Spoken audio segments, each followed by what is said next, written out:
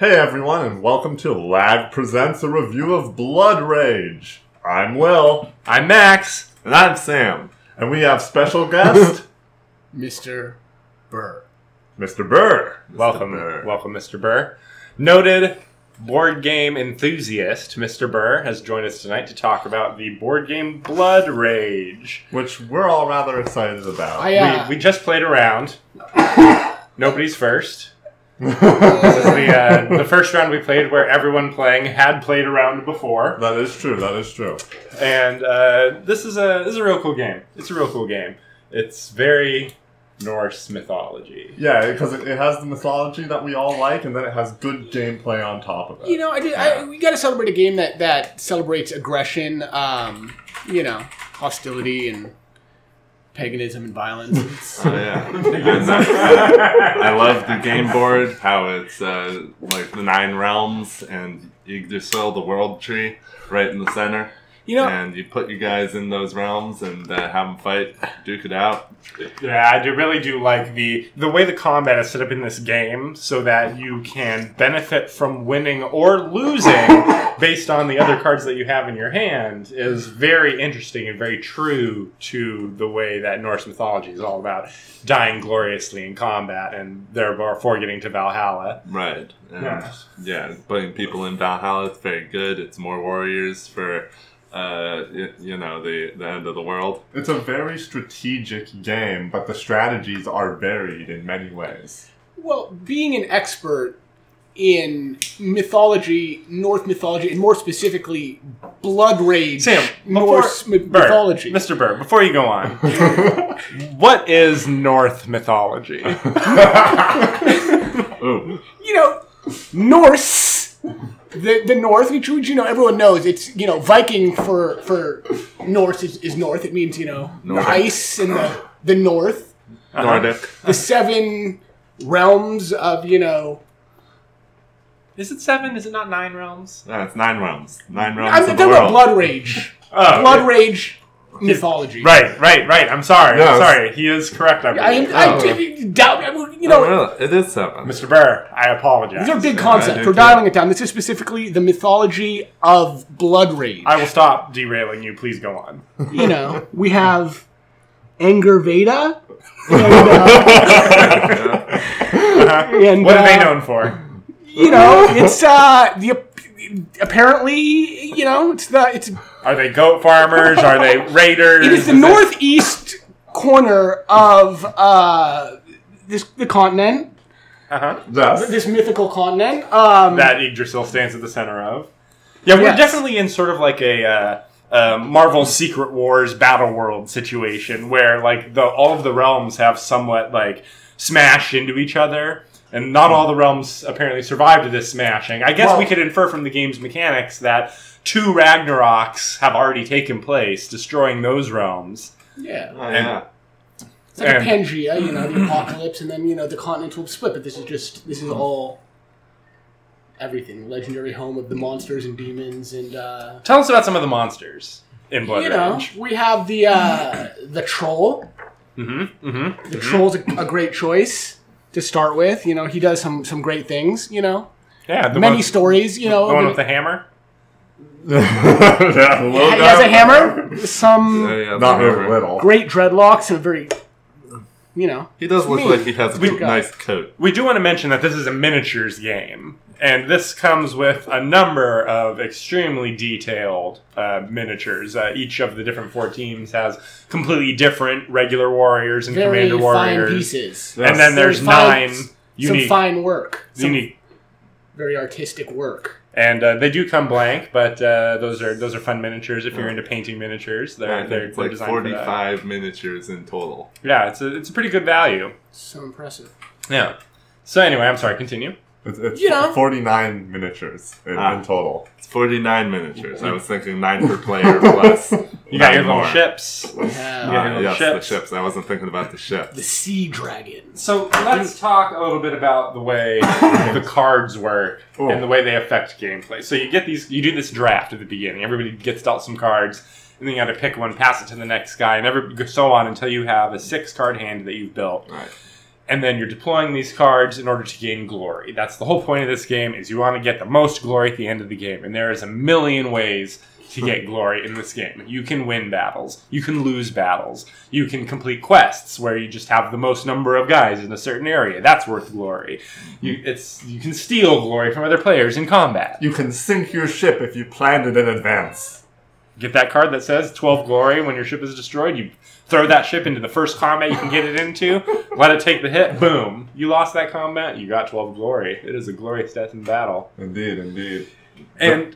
Go ahead. Very much in line with the mythology. Yeah, the way, because the cards are usually labeled in accordance with the Norse god that would most likely have that card. So if it's a really hard-hitting card, it's even 5 battle points, that's tier smash. War. Yeah. You got, if you got some cards that are designed to allow you to profit even when losing, those are them Loki cards, baby. That's true. Loki needs no introduction. Got mischief. Awesome guy. There, you want to smash faces in with the tier cards, +6 strength, and another +2 on top. Right, with Heimdall. Heimdall, who can see from a distance and decide whether to enter combat or not. He's like, oh, yeah, I guess if we're going to win this fight, I'll show up. Yeah, that's literally his card. Yeah. And you could literally play a whole game just intending to lose every single combat and probably come out ahead if you played it right. I think if you get the cards. You consistently don't come in last if you use this strategy, is what we've discovered. Which strategy? Get the most guys losing to into... win. Yeah, losing to win. Sending the most guys to Valhalla. It seems the kind of game that even if you're a new player and you do get last, you're still going to score fairly well, that the game is enjoyable no matter what. Yeah, I'd say so. Yeah. Yeah. And the way that you really stack up points at the end based on the cards you have and the points you've gained earlier, it can really make it unclear until the very end of the game who is actually going to win, because you can really shoot up that glory track at the end there. The end of the game when everybody piles into Yggdrasil. Yeah, we had a melee going. I would say that was probably like 17, 18 figures in there at once. Maybe, yeah. We all had at least 4, right? I had 4, definitely. Yeah. I'd say yeah. But yeah, basically, because there's a mechanic in the game that when you decide to pillage a region, everybody can move in. Yggdrasil if they're adjacent. If they're adjacent. Yggdrasil is directly in the center. Adjacent to everything. Adjacent to everything. So everybody can move as many units in as they want. Yeah, no limits, and, as long as they're on the board. There's no max space or anything, so people can just keep sending units in as long as they're already on the board. So we just pile them in there for one massive war at the end of the game. And the combat itself works kind of similar to the Game of Thrones board game that we enjoyed quite a bit. Right, yeah. The card, and everybody revealed the card at the same time. Right, and you got your figures on the board. This one's worth 1. This one's worth 2. Like, move it into an area. Who's adjacent to support? Like, it's all pretty similar concept-wise, with some of the things being functionally different, but like not so different when it comes down to it. It's like they liked the combat from the Game of Thrones game, but we're like, this game takes so long to play. Can we make this take an hour less? And be more fun for 3 to 4 players. Yeah, exactly. Yeah, no, it's good. A lot of surprises. A lot of surprising. Tell us about this. Take us through your round today. How surprised you were? What you intended to do? What ended up happening? As an expert. I do consider myself an expert, but sometimes those cards don't turn right. They don't turn right. It's a poker game, and sometimes you get some sick ass monsters, and you plan on doing damage, and people just have these cards that just screw everything up for you. Could you describe some of these cards that screw everything up? Because you had the two biggest monsters in the game. You had them both. I want the monster. From round 2, you had them both. Size matters. That's what I thought. The fire giant and the troll. Ice troll. Not the ice troll. The ice troll has a big old block of ice over his head that he's holding. Oh, right. You didn't have that one. You're the one that has a nice big sword. Right, that troll fire sword is misleading because he is just as big as the other big creatures in the game, but he's only worth 2 points. Yeah, he's worth the same as that little goblin He can blast people out of an area. You put him down, everyone's gone. The first time. You can only do that once per round. It costs money. Everything in this world costs money. I'm trying to do all these things. Rage. It costs rage. But that's what you get when it's a round 1 card and you're only on the first stage. big plans, trying to do these things. Then people have these cards, and they say things like, "Oh, this isn't one guy. This is 4." Great. Every pair of guys is worth 6. Oh. Yeah, that card is... I should have taken that card, to be honest. That's an always take card. It was in my hand. It was in my hand, too, and I didn't take it. I did not think about how insane that was. That's an insane card. So fast. My strategy was to set up 2 lose. So I thought to myself, if I get myself a card that makes me too strong, I'm going to screw up the strategy of losing a million battles during this last round. And then we fought like 2 or 3 battles in the last round, and I had no chance to use any of these wonderful combat cards. The one time I did, somebody else throws down the card that says cancel all text effects. I don't get to have any fun. Oh, I know. I hate that. Cancel all text.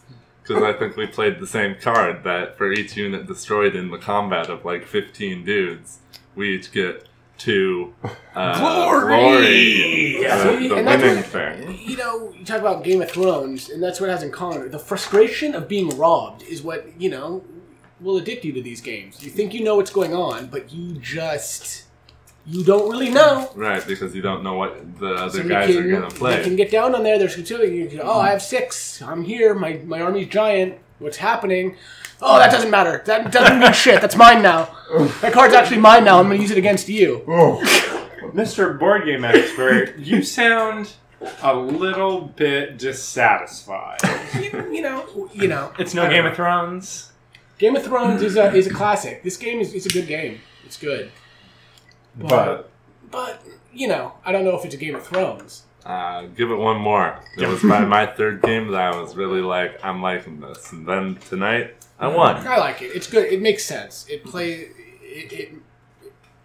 makes sense the way it operates. I like how they managed to build so much time constraint into the game, because this is a game that, unless you guys are really like staring at your cards during the draft or like taking forever to pull your move off, this game moves briskly, man. Yeah. Like a lot of stuff happens. It's limited to 3 rounds because you get a Ragnarok and a reincarnation 3 times during the game. And the game never leaves you with a 15-minute choice. The game always gives you the quick, you generally have a plan and know what you want to do, and so you can move through the game at a rather nice pace. Right. It's not always that, like, what somebody else does really affects what your plan was going to be.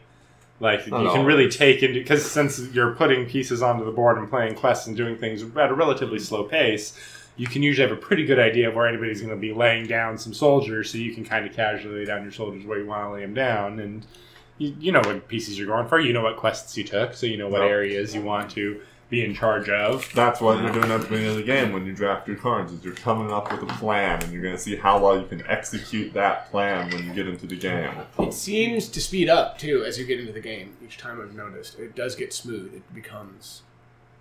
the decisions become quicker. Yeah, because nobody's really certain what's optimal at the beginning before they've seen all of the potential cards.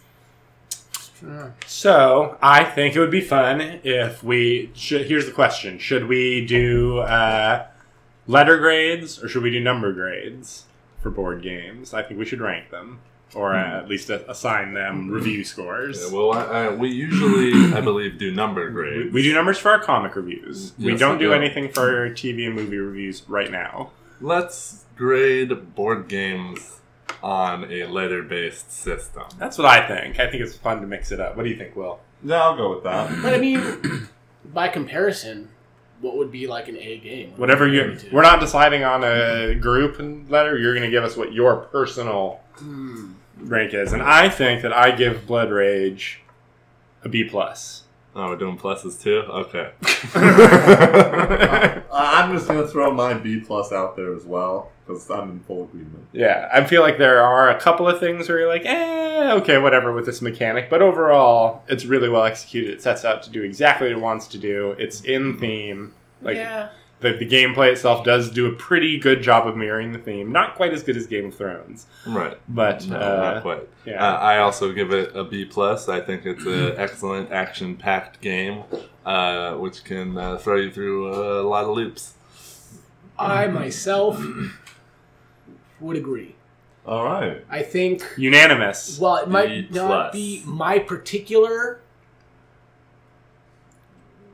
perfect for what it wants to accomplish. It's a great game. It is simpler, and it does go quicker than maybe a more complex game that has the tendency to maybe stagnate, like a Game of Thrones, which would be my A, you know? I agree that Game of Thrones is something that we can say is probably our, like, flagpole A. Like, that's our standard of an A game. There's downsides to Game of Thrones. There's some slow parts, it's true, but I do like. I like the slow parts, though. I'm addicted strategy. to the frustration. In fact, I think even being frustrated by the way my game went tonight, the frustration is the addiction to a good game that you can't always predict. It's more complex than that. You know, you have to develop a strategy to, you know, counter what's going wrong. Yeah, I think that it accomplishes that. It's a fun game. Why it's a miniatures game that you have to paint the. You know, that's a little weird niche thing. You don't have to. I mean, would you rather it was little, like, super generic Monopoly pieces like Game of Thrones? Or little coins How with pictures on them? That is would cool. Game of Thrones be if it had miniatures? That's an A+. Alright, we'll have to build them, we'll have to paint all these pieces, we're gonna have to do all of this. Man, next time we play Game of Thrones, I want to try to use the Blood Rage pieces.